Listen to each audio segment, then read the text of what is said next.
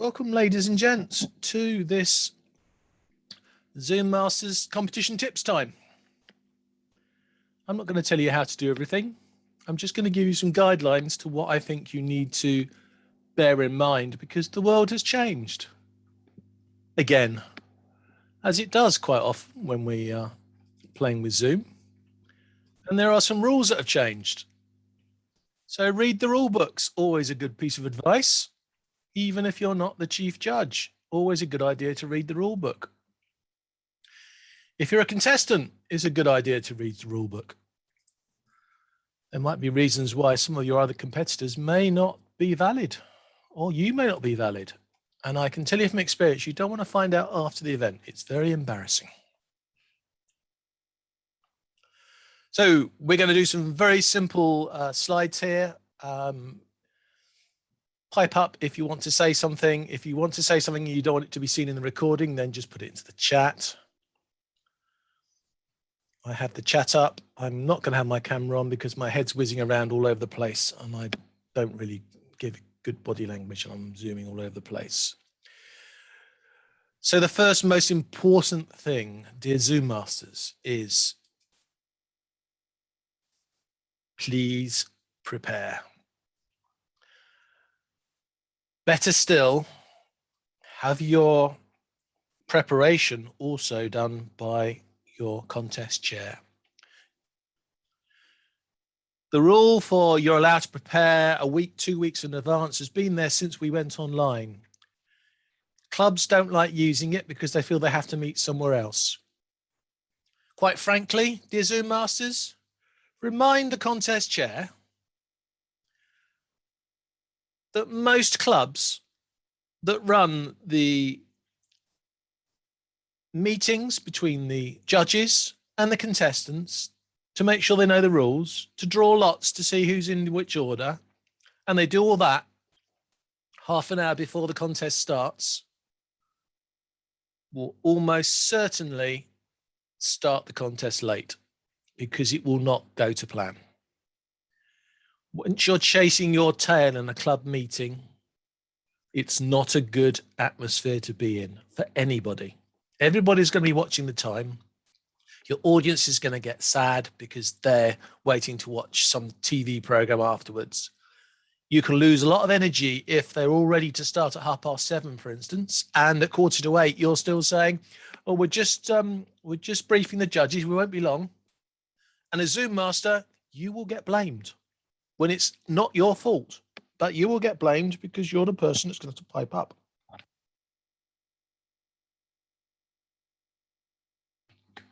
So please take the chance, take the opportunity to have those done some other time. It doesn't take long. In fact, what you'll find, of course, is if you do it a few days before, it probably will be done in half an hour. Whereas if you leave it to the last minute, it will never get done in half an hour. You know how it is. When you've got plenty of time, there's less stress and you can sort things out far quicker. So please prepare. Please get everybody else to prepare. Have all those names done. Have the judges' names removed. Take the profile pick off. You can do it in the settings to turn off the profile pick. So no judges can mysteriously hide their names and then be given away by a picture of them smiling on their profile pic. You can disable profile pics. Have all the judges numbered and set up and have it all prepared before. It's so much easier. I know still 3/4 or more of clubs contests are not going to obey this rule, but that's fine because I've told you don't do it. And if you do it, it's your own fault. And I'll tell you what, you'll be more determined that you take my advice when you get to an area contest when you're going to have more people running around, getting in the way and confusing things and delaying for you. So please prepare. I think I've made that point quite well. I think I better go on to another slide for you. And the other slide is the controversial one. Now, I've called these extra rules. And what I mean by that, these are things which are not really in the rules. They're sort of in the rules, but they're the things that clubs tend to, how can I put this politely? bend, break, disobey. At club level, there's a lot of rule bending going on, and it shouldn't be going on at this, third time of asking of running contests. Now, it's up to you, your contest chair, and your chief judge if you bend these rules. And Christopher's not going to fly around every club just to make sure you're all obeying the rules. But let's just think about it another way. Let's think about your contestants, because that's who we're doing it for. The more you bend rules at the club level, the harder they're going to have getting to behave themselves at the area level. And when you get to division level and things are getting really serious, if they haven't got used to the way we said they should be doing it and they are trying to do things differently, they're going to lose. They're going to have a big disadvantage against the people that have followed the way that it should be done. So please think about the rules. The extra rules, i.e. the things you need to discuss with the contestants and get everybody to agree, because the easiest way to agree a rule is to have all the contestants unanimously agreeing on it, is how is your timer going to be seen? Do they understand how they're going to find the timer? Is there somebody with visual impairments? Are people going to want the timer's sounds instead? In which case, is it fair that everybody hears the timer's sounds? Because that's been argued before. Or not? Up to the contest chair and the chief judge on how they want to do this. But the contestants have to agree because they're the guys who are going to be doing the speeches. And you want them on side. You don't want to force them to do anything where you can get them to agree before. And of course, this is why having a meeting beforehand is easier, because then you've got the time to agree these things. What about the size of your stage? Everybody's in a different room. Everybody's in a different environment. Now, there is a rule which technically only applies to the international competition, but it's better to apply to everybody, and that is everybody to agree how big the physical stage is that each of them in their little rooms at home or wherever they are uses. Because if you think about it, it's not fair if somebody is going to work in an area of 1 meter square and somebody has another area which is 5 meters by 10 meters and they can walk around all the time. Doesn't mean that all your contestants have to use the same stage size, and just because you've agreed it can be 5 meters by 10 meters that everybody has to walk around. But you need to have the contestants agree what stage area they all think they can use as a maximum limit. That way, there is no reason that anyone can complain afterwards. Because in a real world, let's remember, in a real physical world, they'd all be on the same stage, wouldn't they? They'd all be on the same stage. It'd be exactly the same size. All I want to say to you is my view of this, and quite a few of the Toastmasters rules are all about leveling the playing field and giving everybody the same experience and the same opportunities. And that way, agreeing the size of the stage is one of those ones where everybody then knows how big their speaking area is. If somebody wants to sit down and just do a talking head, that's up to them as a Toastmaster. But if they realize that somebody else is going to have a big stage area, is going to be walking around, they can then decide whether they do want to sit there and do a talking head or whether they think they should get up and walk around as well. Otherwise, they're going to feel they were diddled. They're going to feel that they lost out because they sat there and did a talking head and other people walk around. Whatever the results are, people will be concerned about that sort of thing. So therefore, make the size of the stage something everybody knows. So everybody has an idea of what everybody else is doing. And while we're talking about the stage, let's just mention a few other things. You are supposed to, and we've always done it, tell the contest chair of any props or any equipment you're using. This has been ignored online. I have seen lots of people use props. I've never actually heard of anybody telling the contest chair they're going to use a prop. No electronic implements are supposed to be used. That is a rule from before we went online. So if you are going to use electronic implement, you must tell people. If you're going to, there were some people on the, let's be crude about this. There were people using stuff and doing stuff in the finals last year, where if I was a speaker, I could probably have caused trouble by complaining about the stuff that they used.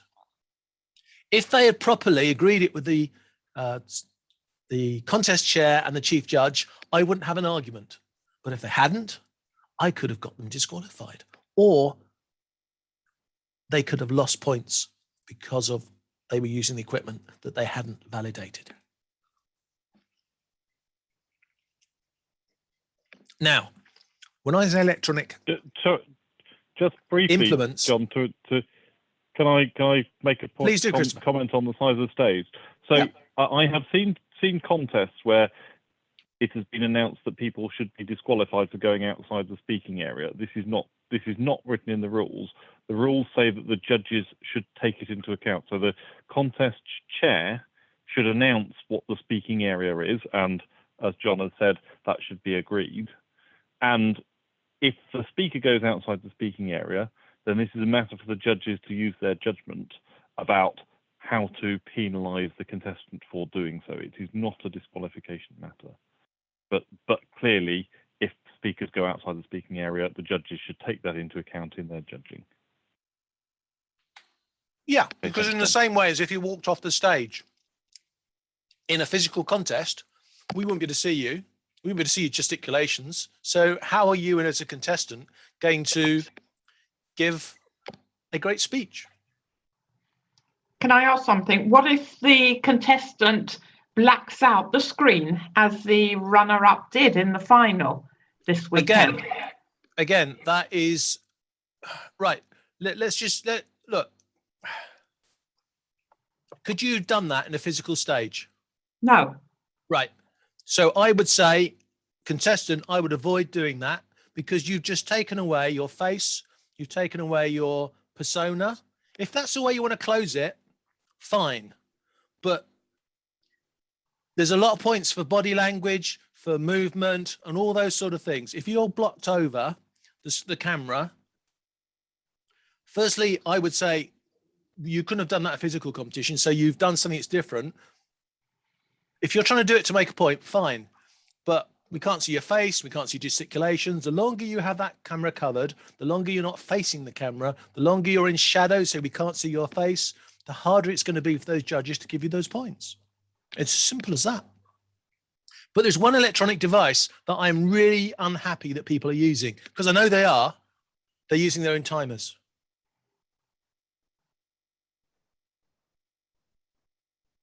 If they're using their own timers, they should confess that to the chief judge. Then it's up to the judge to decide whether or not that is a device. Again, if we take the physical world, when we were many years ago, we were doing this all face to face. Would somebody have a clock or a watch or a timer on the stage telling them what the time is? No, but it's right immediately in front of you, usually in the front row. What, the timer? Yes. Yeah, well, we have a timer. That is part of the system. You have a timer, and the timer has lights, and you're supposed to act to the lights. I believe, and again, it's not up to me, it's up to the judge at the contest, but I believe that if you have a timing device, you're cheating. Because, Sharon, if I'm going against you and I know what the time is and you've just got the lights, do I have an unfair advantage? Oh, you mean like if it's 7 minutes or 7:30? You mean it's exact? If I've got a timer, I can go 28 seconds in every single time. Mm. So as a Zoom master, you can do nothing about people cheating. But as a Zoom master, you can ask them the question about, are they going to use electronic equipment? And ask the questions, because the contest chair and the chief judge are probably not going to ask those questions. But you want to make sure that the experience is fair for everybody. That's what you're there to do. You're there to enable. So ask them if they're going to use electronic devices. Ask them if they're going to use anything. Are they going to use any gags? If they're going to walk off the stage. When we first went online, I actually did a training course to make sure that the people had their lighting right, so you could see them and hear them and all those sort of things. Because when we did our first contest, we were 5-6 weeks into using Zoom. some of the people that came on to me to do private training, because they all got the chance to have a private 15 minutes with me before the contest. Some of them came on and I couldn't hear them. Others came on and they had a big window behind them, so their face was in shadow. And I said, well, your face is in shadow. If you're like that in the contest, how are the judges going to see your face? How are they going to know whether you're smiling or frowning? You can stick your tongue out at the judges and they won't see it. But you can also, you're losing all the things. Some people had these magical backgrounds, and then they would lift their arm up and their arm would disappear. And I would say, get rid of the background. How can I see your hand if it disappears? So turn it off. This is where you as Zoom masters can really help the contestants. You want your contestants to give the best speech they can and to mitigate so that the fact we're online has nothing to do with their speech as much as is physically possible. That is what I believe our duty is as Zoom masters, to make this an environment where they can do all the same things. Yeah, there's things that you can do on Zoom that you can't do normally. You know, leaning into the camera and things like that and walking away. There's a much bigger disconnect when you move in and move out compared to when you're on a physical stage. But we still do leaning in and leaning out on a stage, so it's exactly the same. So that's why I said how to validate video and audio. Make sure they can be heard and seen. Preferably, again, do this in the preparation, in that little time before. They will hate you for giving them another date to turn up. They will love you for actually helping them to be their best on the stage. There's nothing worse than turning up on stage and having your lighting and your audio wrong, not being heard, not being seen. So the other part of that is, if we can get them to sort themselves out before the contest starts, you know, the day before or a few days before, fantastic, because they're now prepared. But the other bit of the validate video and audio is have a word with your contest chair and ask your contest chair how they're going to introduce the speakers. Because when the speakers introduce, you're going to, I expect, turn them on Zoom, aren't you? Their camera's going to come on, everybody's going to see them. How is the contest chair going to give them a chance to prove that they can be seen and be heard? There's plenty of scripts out there. You can use ones, Christopher's posted various ones. You can use the scripts that are out there, but you just need a simple script so that you, as a Zoom master, contest chair, and the contestants know what's going to be said, because then it becomes consistent and becomes easy. A suggestion may be, and it depends on the contest, because you may have to call a contestant from a Zoom room. So it may be, Zoom master, can we have Margaret from the contest? Or can Margaret now come to the stage? And the Zoom master, then you may have to pick them up and bring them down from breakout room. If it's it's an evaluation contest, you have to bring them down onto the stage. So you get to a point where the contest chair is there and the speaker's there, and they're on stage, their video's on.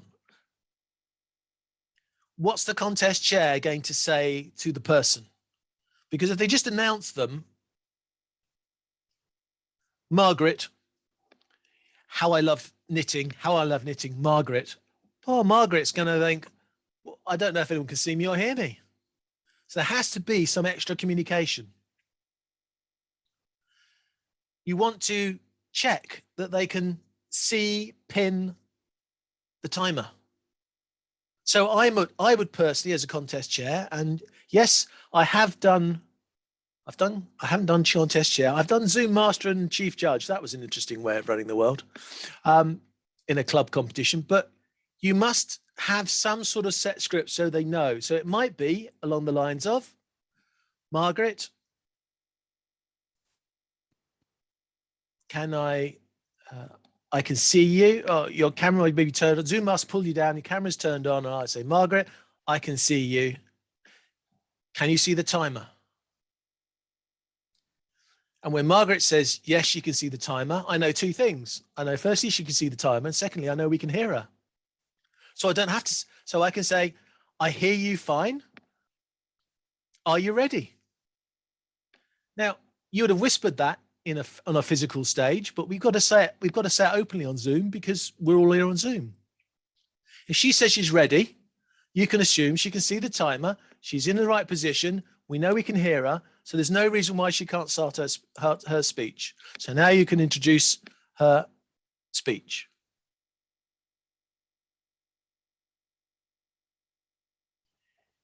At the end of the speech, you can have a thank you. What about a clap at the end?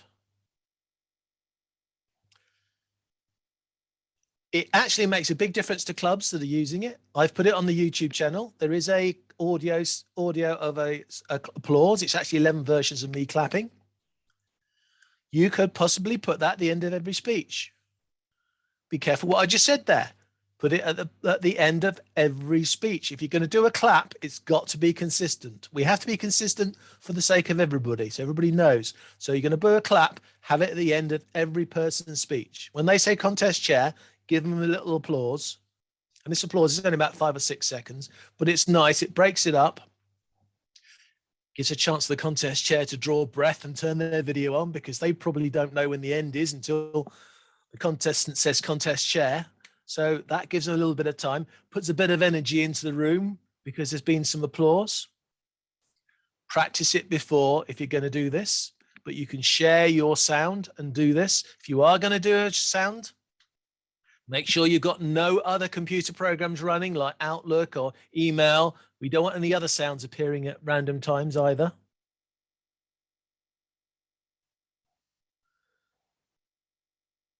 And then the contest chair can thank the speaker, and that speaker goes. And the next one comes along and you say the same thing. So have a script, have a few words set out so that you know, the contestants know, and the everybody is running to the same thing. And then it flows. There's no such a panic. There's not change in everything. Then we've got the issue of the audience. Okay. My personal view is you keep to the rule that was given at the very beginning when we started all this. Keep the audience off. Don't have the cameras on for the audience. There are reasons of bandwidth and processing. People with lesser computers are going to be at a disadvantage if the audience is there. That's the reason why the rule was first put in. I'll give you another reason why your contestant should not want the audience on. They will start watching it.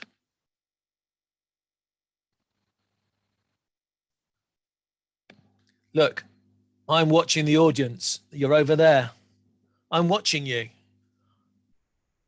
If I'm watching you, I'm not going to do a good speech because I'm now watching the audience. It's much harder in Zoom to do a speech looking at the camera and watching the audience at the same time. My advice to contestants is you want to look at your camera and do your presentation. If you don't know how funny you are by now, tough, it's too late. You really want to look at the camera. So don't have an audience on. Don't ask for an audience because you want their feedback, because it will distract you. I promise you, it will distract you. But if you are going to have an audience on, then it's up to 2 people or 2 different sets of people to agree. It's got to be agreed by the chief judge, and it's got to be agreed with all the contestants, because everybody needs to have exactly the same environment. And I was hoping Christopher was going to pop up now and tell us what he expects to be done at the district level. He may appear, he may not appear.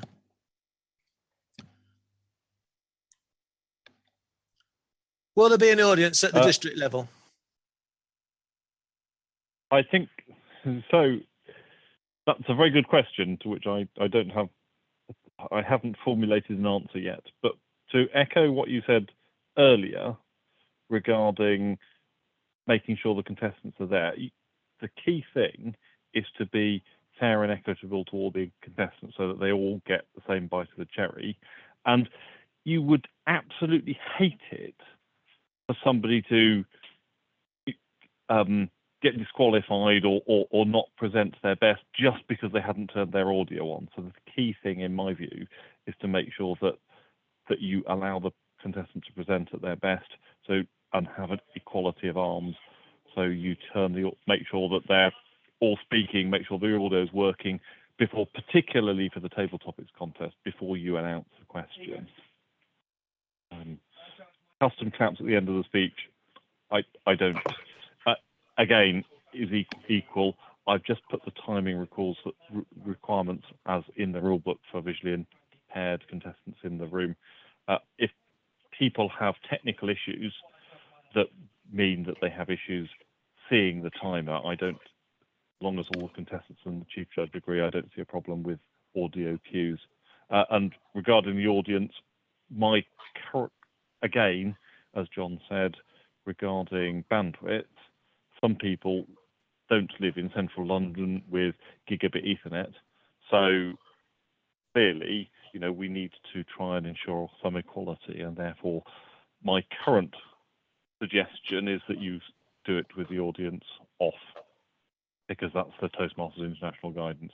What we will do for the district conference, it's a number of months hence, but I would imagine certainly the default, unless we agree with all the contestants, will be that everybody starts with the audience off. We will see what level of in-person presence there is able to be, but the contests are in principle all remote. Can I ask a question? Is that the answer to your question? Yes, certainly. Can I ask a question about the timer being seen? Should the timer be allowed to be seen by everybody or only the speaker? You can't control that, so they're going to be seen by everybody. Yes, you can, because if with spotlighting you can control it. If you just spotlight the speaker. Because if you're spotlighting, you can still change the view to gallery view, and you would get around it. So you can't hide the timer. Just as the way you can't physically hide a timer in a room, there are ways you can turn around and see the spotlight, the timer. So if you switch to gallery view, you'd see the timer. So you can't do it. There is a new mode, but I don't think we want to use it. There's a new focus mode, but I wouldn't use that. Of course, the timer is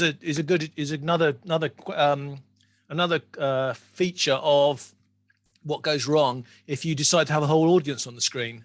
Because if you have the whole audience on the screen, it is possible to pin the timer. But again, there's a lot of Toastmasters who don't know how to use Zoom properly, and they'll just lose the timer in the middle of the speech as all the names and all the people get shuffled around. And then halfway through the speech, they'll realize they can't find the timer anymore. John, isn't it also that if you spotlight the speaker, that the speaker can't actually pin the timer? Correct. Which is why I've not said to spotlight, and I've spotlighting is a problem, because if you spotlight the speaker so everybody can see it, then the speaker themselves cannot now see the timer, because the timer's been shuffled. Mm-hmm. And then you have to all the problem of trying to make them all co-hosts and remove co-host permissions from all the time, just so they can override your features. It's not a good idea. I'm afraid the timer is a good example. I'm glad you brought it up, because this is a good example of another reason why it is not in the interest for contestants to have the whole audience up there. It's just going to make life harder for them. When I was competing last year, I wanted both myself and the timer to be spotlighted. But the contest, whatever it's called, chair, refused to allow that, because she thought it's very wrong that the judges can see the timer, because they can be affected by that, even though they shouldn't be. Whereas I said it's more important that the speaker has the timer spotlighted. Well, yeah, but that also means you only get half the screen. So you've just made your view of you smaller as well. In gallery view, technically in gallery view, you can prioritize the people you want at the top. So it is possible to create a screen that shows you what you want. But I'm a guy who knows Zoom backwards. How can you prioritize in gallery view who's at the top? Because you can if it's not spotlighted, you can drag people to the top, and you can order people in gallery. Yep. Really? I'm going to try that now. Yeah, I'm showing my screen so I can show things like this. Right, here's you. Look, I can pick you up, put you there. Yeah, I never knew that. Yeah. Well, that's the issue. You see, there's going to be so many people that don't know these things. That's why, again, we want to try and keep it simple for the contestants. Okay. But yeah, that feature's been out since about New Year. Something roughly. like that, yeah. Okay, so no spotlighting whatsoever then. I would not spotlight because you're then making it worse for the contestant. Yeah, But okay. you see, if you had the right scenario where only the contest chair, the speaker, and the timer are there with video on because everybody else is off, then it is easy for them to see everybody because they can put theirs in gallery view and see everybody. Yeah. I would suggest your contest chairs, just extending that point, I would suggest your contest chairs, they leave their camera on the whole time. It's a pain and a bit hard work to keep turning on and off. They're better off to keep their camera on and only just mute their audio. So it doesn't matter what I say. It doesn't matter what our chief judge says. I know that some clubs are going to have a big hoo-ha about audience and they're going to pack their audience in. They're going to have issues. People are going to get lost.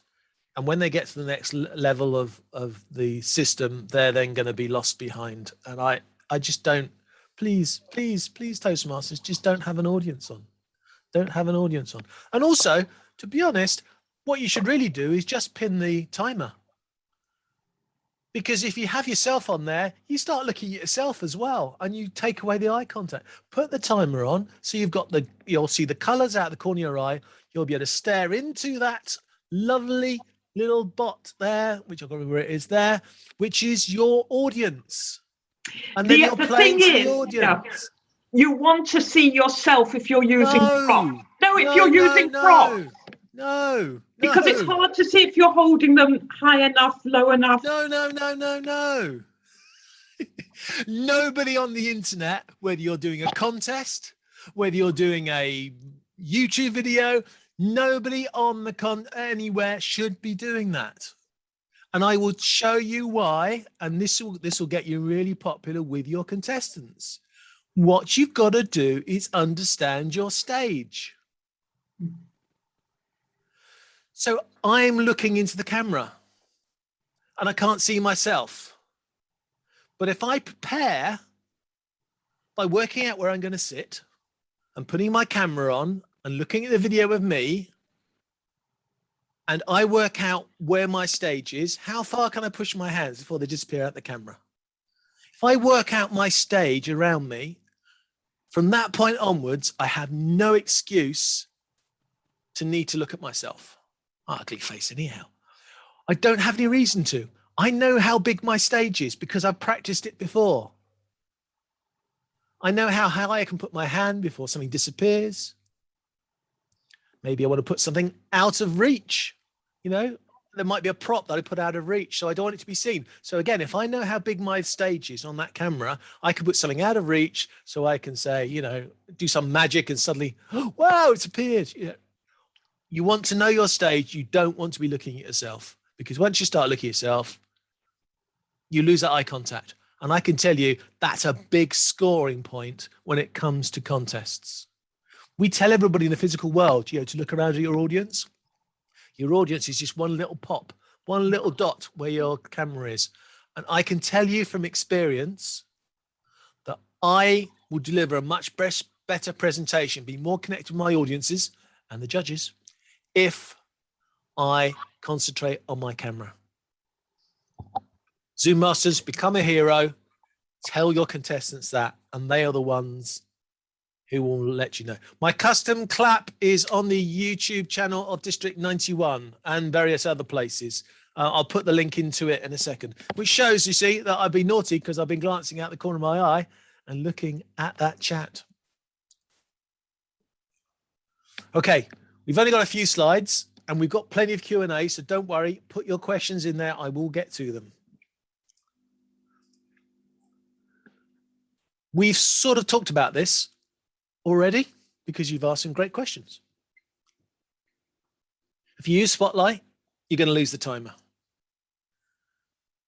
So you probably don't want to use Spotlight. But again, It really depends on the quality of your contestants. And this is something you can have an argument about or a discussion, as we have in Toastmasters, if you do this before you do the contest. So if you do this in preparation to, you could discuss it with your contestants. If they're all au fait with using various devices and they can all know how to spotlight and whatever people, then maybe you would change the rules. But only if they agree. Only if they agree. When we get to the division contests, I've already made the offer, so it will probably be taken up. We are likely at division level to do the split Zoom scenario. For those that don't know what we do at District 91, I have some technology here which allows me to connect multiple computers together. And what I have done for the last 2 years, and I intend, unless asked not to, this year, is to run the contest in one Zoom account. We have the audience in a separate Zoom account. Obviously, the advantage of that is we don't have all those audience members getting in the way when we're trying to move contestants and do all the other things. That's why we do it. In that scenario, the question will be, do they want to see the audience? We can let them still see the audience, but we have much more control over the theatre or the room, Zoom room, whatever you want to call it, where the contest is being held. So we can be a bit more controlling in what we deliver to them. But of course, at a club level and an area level, you've got all those guests, spectators, audience, whatever you want to call them, running around, causing problems because you can't have the chat on. You can't have the chat on, can you? Because you can't let people be able to talk to the judges. So you have to be really strict about the rules that you have so that they don't accidentally, or even just, they happen to guess that, they happen to think they know who Judge 1 is and they just say hello to them. You don't want that sort of thing. It's not, look, in a physical room, we know who the judges are because they're all sitting down there with great big pads on their knees. I mean, that's not that big a secret. It's much more of a bigger secret, actually, online. But the reason it has to stay a bigger secret online is because it's easier for people to be naughty online and not be caught. If you let people chat with each other and private messages have been sent to the judges, you've got all sorts of problems. In a physical room, if somebody walks up to the judge, it's obvious they've walked up to the judge. If they walk up to judge electronically on a computer, nobody knows. So take the suspicion away, because we're a suspicious bunch, us Toastmasters. We always think we have the best speech and we lost out because some technical glitch. It's easy to blame a computer, but don't let them understand as how they're going to have their meeting. Don't use the spotlight in most cases because they then lose the timer and don't have an audience. So use spotlight, lose timer, have that conversation with the contestants before you get to the contest. It's not the sort of discussion you want to do 5 minutes before you should have started or 5 minutes after you should have started. So let's talk about breakout rooms. Now, I used to have the prescribed way of doing breakout rooms, and I now have changed my mind.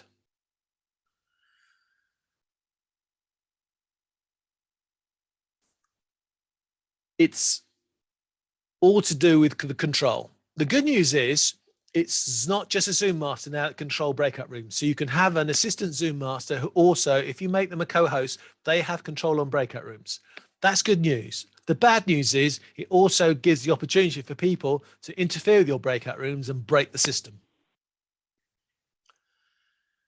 In a perfect world, you would tag all the people that are going to go to the breakout rooms, press the button, they'd all disappear to the breakout rooms, and everything would work in batch mode, as I call it, exactly as you want it. Because so many other people now can get into breakout rooms and use breakout rooms, it's actually easier to have a set of breakout rooms. And these are the breakout rooms I have. These are my personal choice. You can choose what you like, but I have one set of breakout rooms for the audience. So as people come into the meeting, they all get sent to the audience room.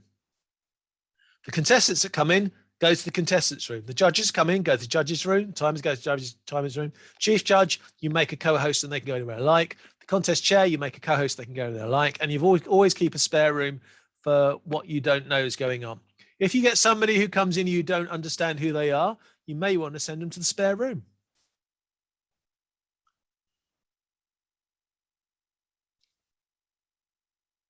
It is probably good practice now to run the contest in that audience room.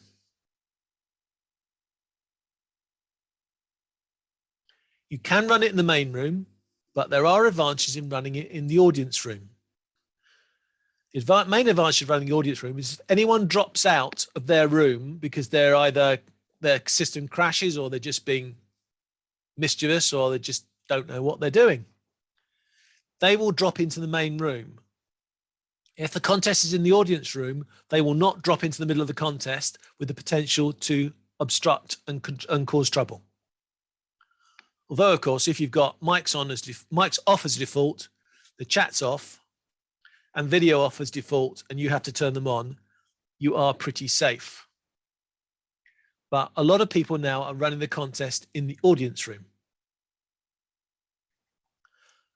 And then if you have to pull the contestants in one by one because of the particular contest you're running, you leave the contest in the contestants room and you can move them from the contestants room to the audience room when you need to. In times gone by, you had to go into each breakout room and tell somebody you were going to move them and then move them. The way Zoom works now, you can stay in the room where the contest is being held, whether that's the audience room or the main room. You can stay there and you can remotely bring contestants back into the room. You can remotely push judges out. You can do it all by sitting in the main room. You don't have to hop out in and out of rooms to do that. If you make the chief judge and the contest chair co-hosts, they will have the ability to jump into any breakout room they need to when they need to. So if the chief judge, give the chief judge free rein to bounce and go into any room whenever they want to, however they need to.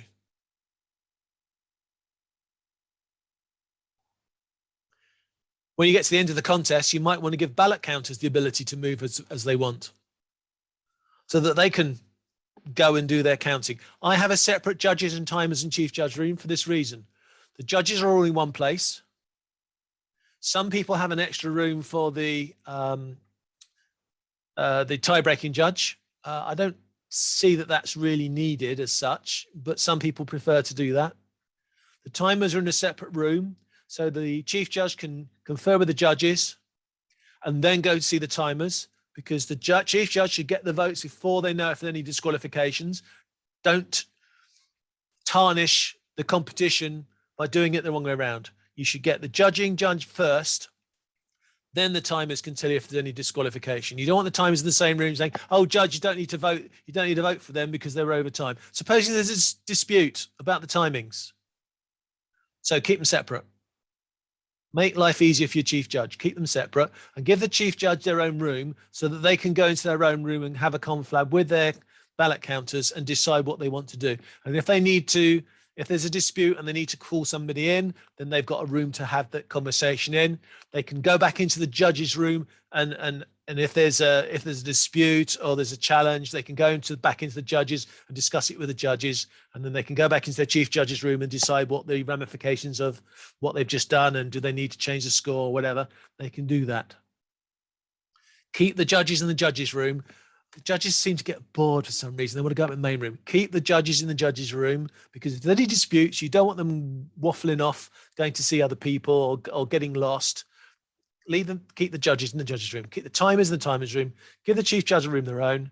If you're going to have a tie-breaking judge separate room, fine. So how are you going to get the votes between the judges and the chief judge? I have a very controversial suggestion, which I've always used, and it works really well. It's something you may have heard of. It's called paper. Now, you may have heard of paper because in the old days, we used to have a form, didn't we, with all the judging on, which your judges should be using.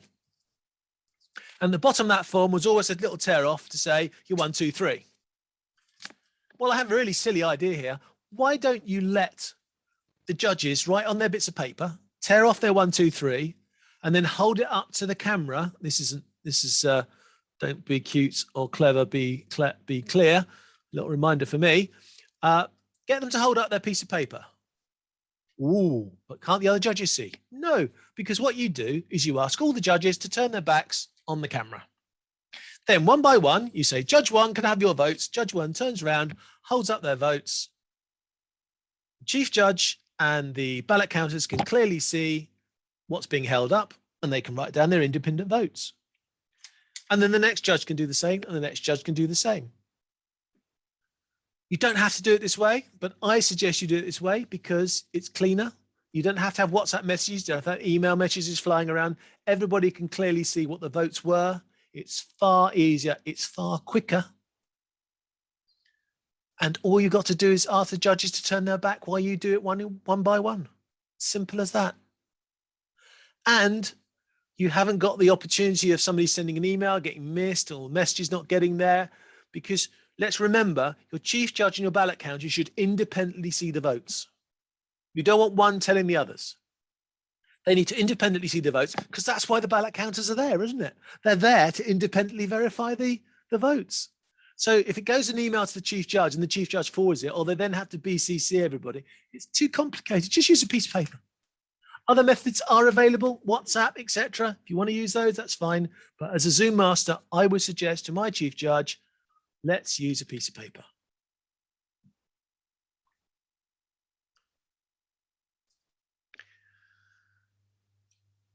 So this slide, we've gone over it already in a way.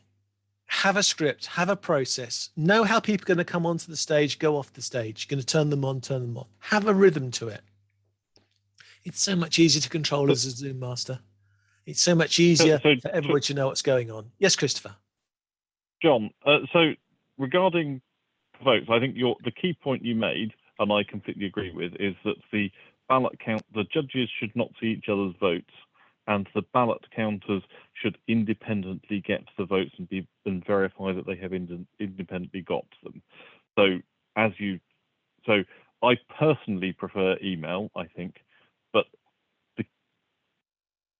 whatever method you use, it needs to be you need to make sure that the ballot counters can independently verify by getting the votes directly from the judges that the ballots have not been tampered with. So I particularly object to people putting some web form up somewhere, because whilst I trust the integrity of most Toastmasters, I being a technical person, I'm less trusting of their technical competence. And so bits of paper are incredibly simple and incredibly foolproof. Email works. What John has suggested, I think would work. The key thing is that the ballot counters can independently verify the votes, and the judges cannot see each other's votes. Over to you. Thank you, Christopher.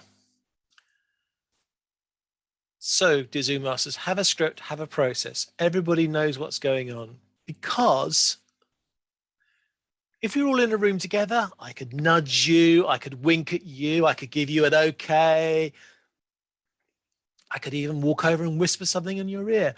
In our Zoom little segregated rooms we're in, it's a lot harder to do those sort of things. And therefore, if you know exactly what everybody knows, what's going on, then it's just easier for everybody. And also, at the end of the day, this is about the contestants. And I can tell you from experience of doing a lot of these, if you have a simple process where the speaker knows exactly what the process is, they're a lot calmer when they start their speech. If the chief judge has sat down with the contest chair and yourself and just agreed some basic rules of how people are going to come on and come off the stage, everybody knows what's going on. The chief judge knows that things are being done correctly. The contest chair knows when people are going to appear, knows what they're going to say to them. And the contestants have a constant, exactly same script, feeling that they know where they are, they know what they're doing. There's no panics. They know how their camera is going to be checked. They know how their audio is going to be checked, and they won't panic. If a contestant says, "Can you hear me?" you know their confidence is down. And that's not good for a speaker, is it? So have a script, have a process. and I am watching the questions. They're not very good ones yet. And this is your final cop-out. At the end of the day, if anything goes wrong, if there are technical problems, leave it to the judge. You may want to agree with the judge in what way you need to help them. So if somebody can't be heard or somebody can't be seen, you know what's going on. So you'll look at the participants list, you see their names disappeared. You can then say, Chief Judge, Paul has dropped off the Zoom room. So the Chief Judge now knows. You don't say, Chief Judge, you've got to stop the contest because Paul's just dropped off. You just inform the judge of what's happened, because the judge may not be as technically aware as you. If there's a microphone, their microphone's crossed out, you know that means they've lost their audio.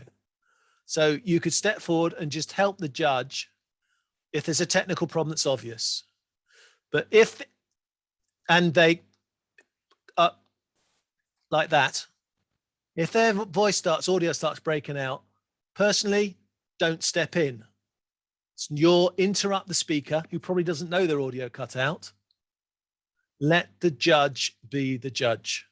Let them decide how much of voice cutting out before they stop it. If they ask your advice, give it.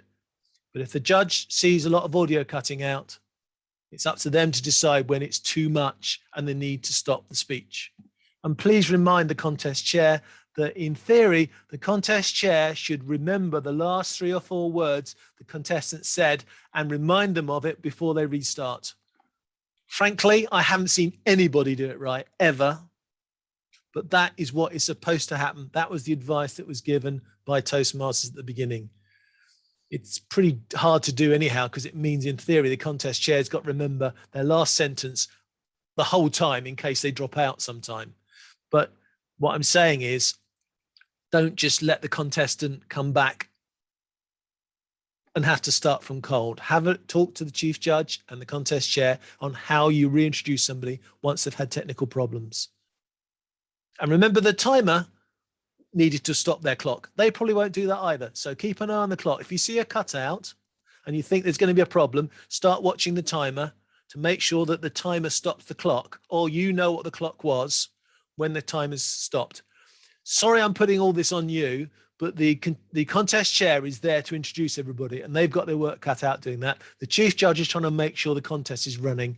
If you can help those two by just watching these little things, you probably have the most technical ability to do that, because that's why you're a Zoom master.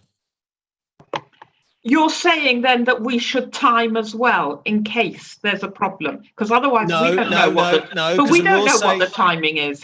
Correct. There's the rules say there's a timer and a backup timer. What I'm saying is, if there's a problem or you see something going wrong, glance up to the timer and just take a mental note of what the time is.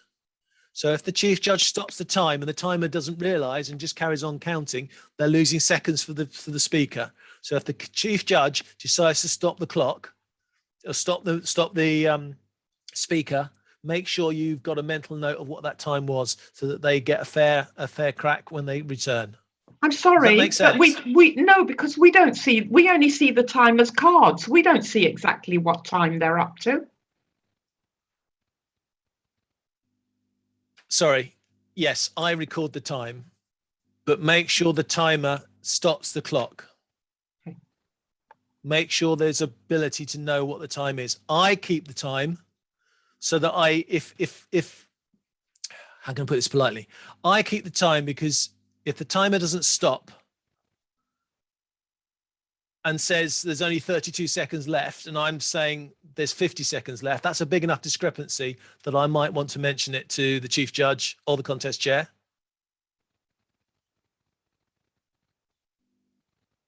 Make sure your timer knows that if the timer stopped, they need to stop the clock.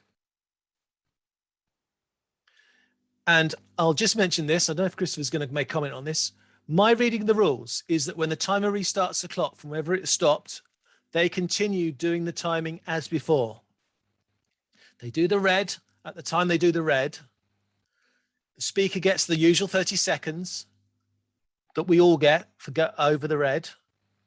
But if they've been stopped and restarted, they get one additional 30 seconds after that they can still complete their speech and not be disqualified.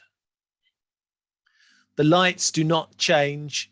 The lights do not show the extra 30 seconds. The lights carry on as they would be, but they give them 30 seconds grace to make up for the fact they had to restart.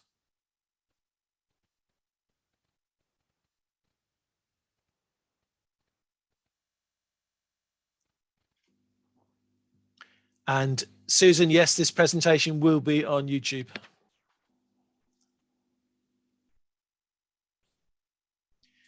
Okay, the results.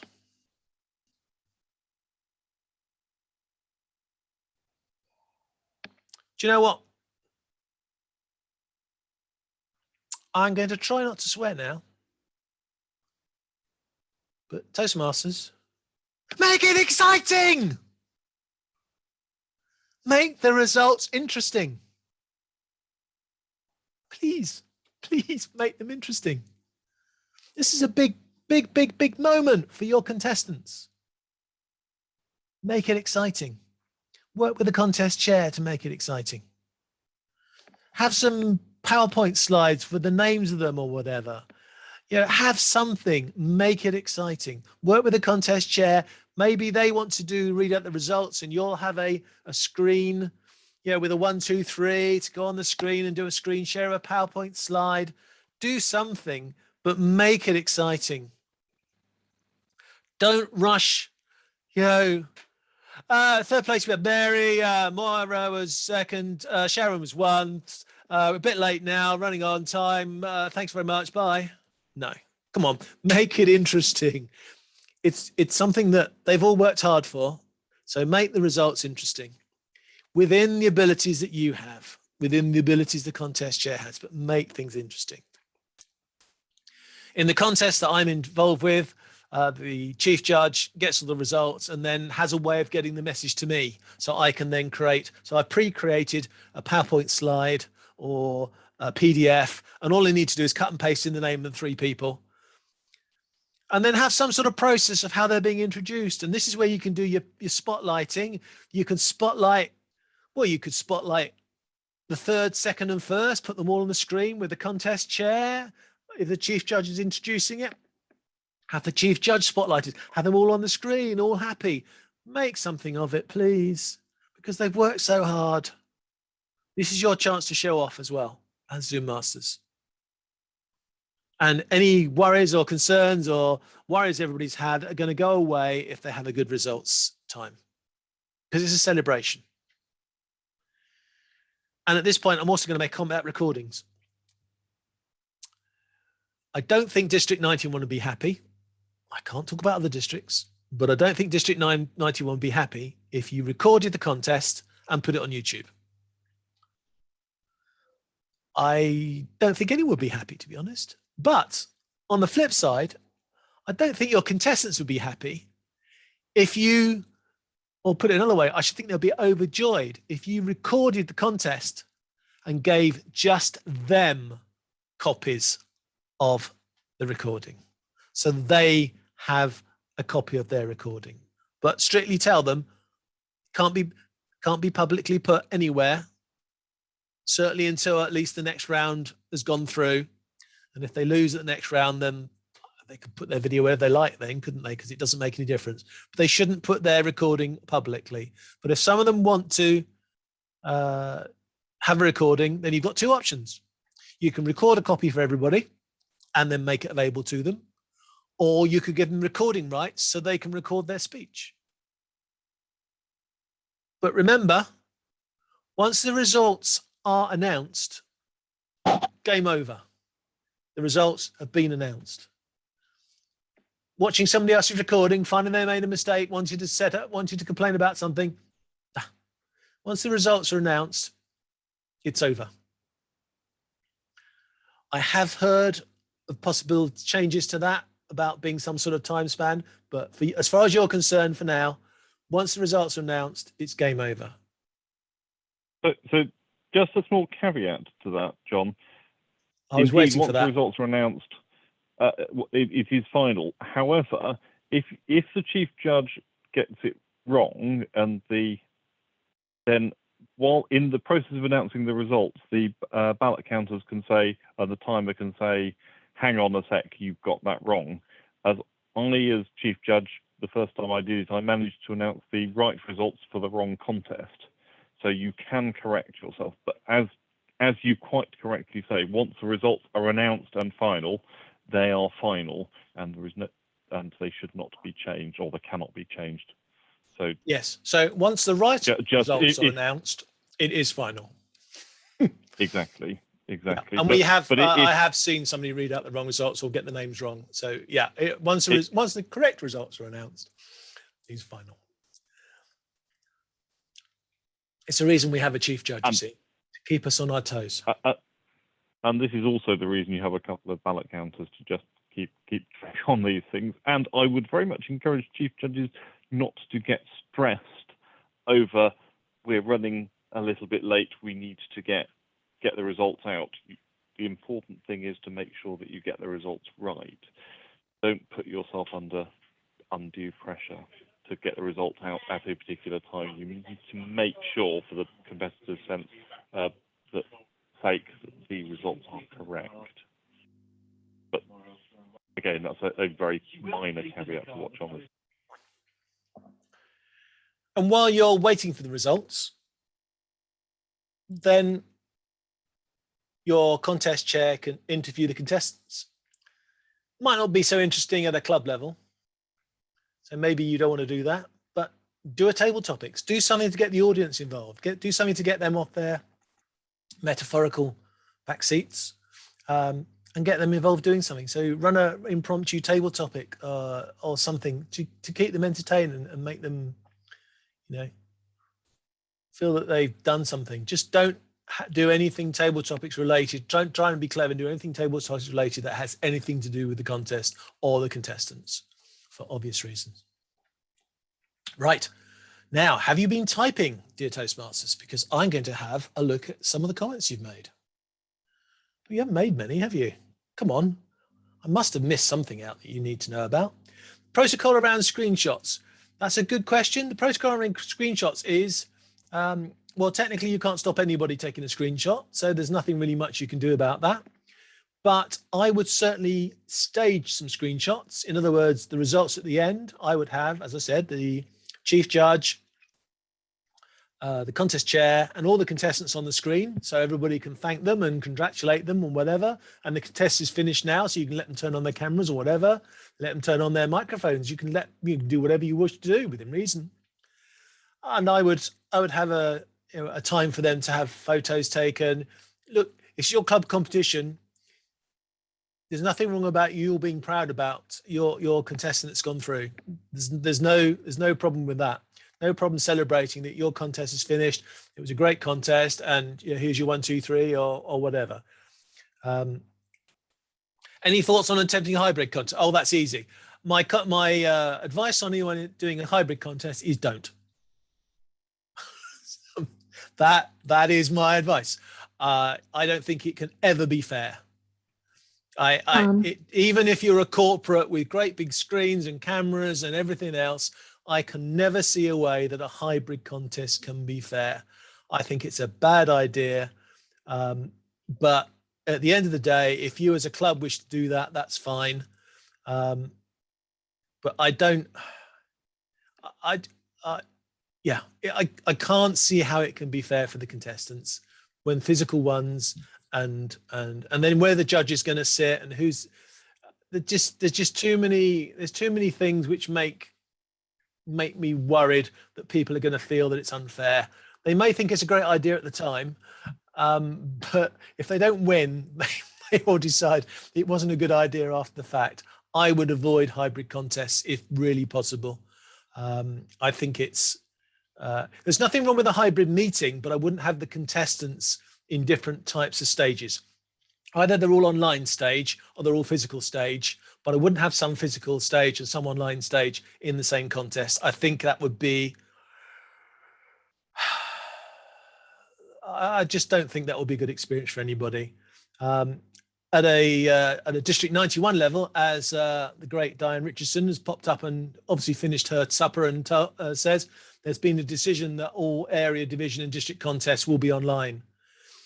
So those people that want to do a physical contest in their club, if you wish to, that's fine. I wouldn't do it as hybrid because of the problem of not everybody having the same stage area.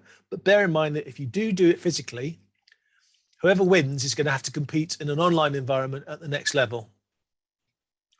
So maybe it's better for them to be online from the start so that they have the same experience all the way through. But again, if you decide you want to do a physical one, I can see a lot of reasons why people would like to, and you're welcome to do that. But my caveat is, please never do hybrid because it's never going to be fair. And if you do a physical and we do a next level online, your contestants may be at a disadvantage because they haven't had so much. I'll leave that to you. John, my question about the protocols on the screenshot. Yeah. And you said do it like stage them. I take it that it's something to discuss. Yes, I would discuss the results there. I would discuss what you're going to do at the results stage, how it's going to be introduced, which person's going to introduce the results, because sometimes the chief judge does it and sometimes the contest chair does. Sometimes they do it together. Yeah. Let the contestants know they're going to be on screen and how they're going to do it. So they feel, because some of them, they're so scared doing the speech, the thought of them having to stand there in front of everybody else again when the results are read out, some of them don't turn their cameras on. So, because they don't think they're needed anymore, make sure they're all included. Even the people that lost, they were the people that pushed the people to win, to do what they did. So, but if we're not recording the whole thing, it's important also to get permission from them for their photo be taken. Zoom is a public environment. It is. People have been in and out of Zoom meetings for the last 2 years. If they are not happy having their image taken, then they shouldn't have turned their camera on in the first place. Yeah, I understand that. Again, it's not so much the Zoom environment I'm thinking of. It's the fact that as a Zoom master, if you put anyone at risk because you've taken a photograph without their knowledge and are sharing it. Well, this is why I'm saying when you do the results and everything, you want to agree with everybody what's going to happen so they're all happy with it. Yeah, exactly. And the recordings should only be for personal use. Yes. And oh gosh, he's not like me here saying this, but personally, I would say as chief judge, we will give you these recordings for your own personal use. If any of your recordings appear on the internet, I will make sure you are taken off the chance of doing any competitions this year. I would make it, because it's a breach of privacy. It is, and I'm just thinking GDPR in our country, especially. Yeah, but it's can be problematic, especially at club level. You're betraying your own club mates. Yeah. So if you want to have it for personal use, just to improve your speech for next time, then I don't see a problem with that. But please, if you're a Zoom master and you've got the time, you could cut it up so they only get their own personal video. That would be my preference. If you can spend the time to do it. It won't take long because you've only got to chop up a few. Says the guy who had to chop up all of the contestants for 2 years and all the other speeches. But just to do one contest at the club level, that would be nice. And to be honest, I think it's a nice memento for all those people that took the trouble to be in the contest.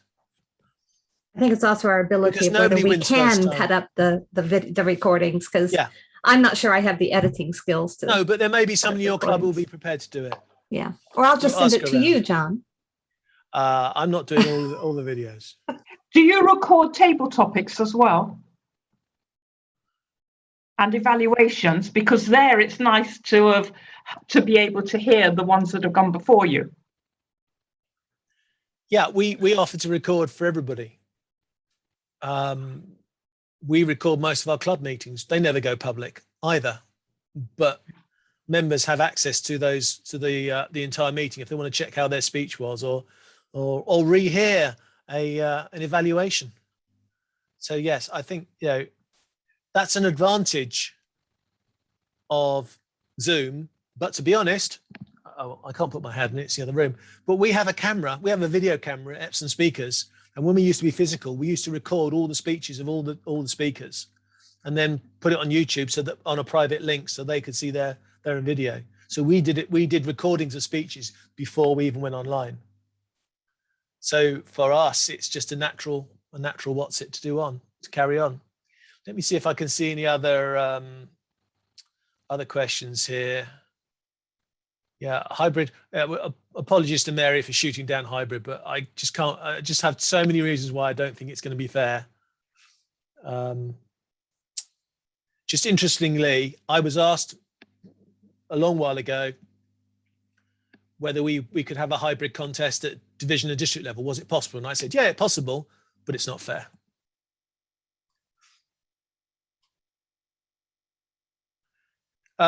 Sharon was asking about the ballot counters in the judges' room.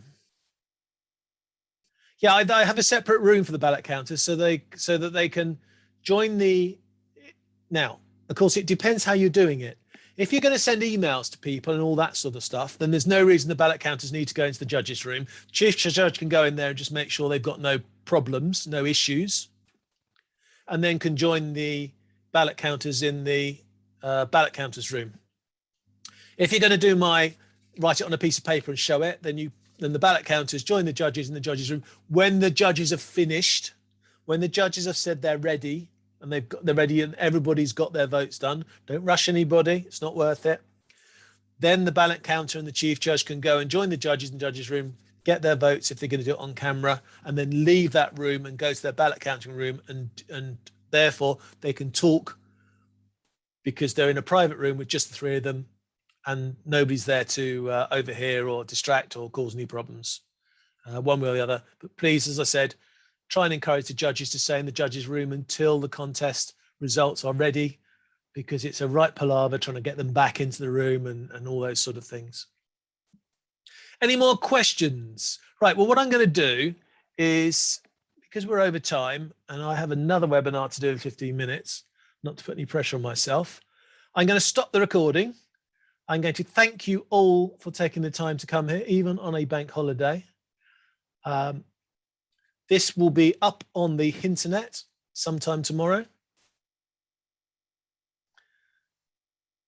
And check out our other webinars.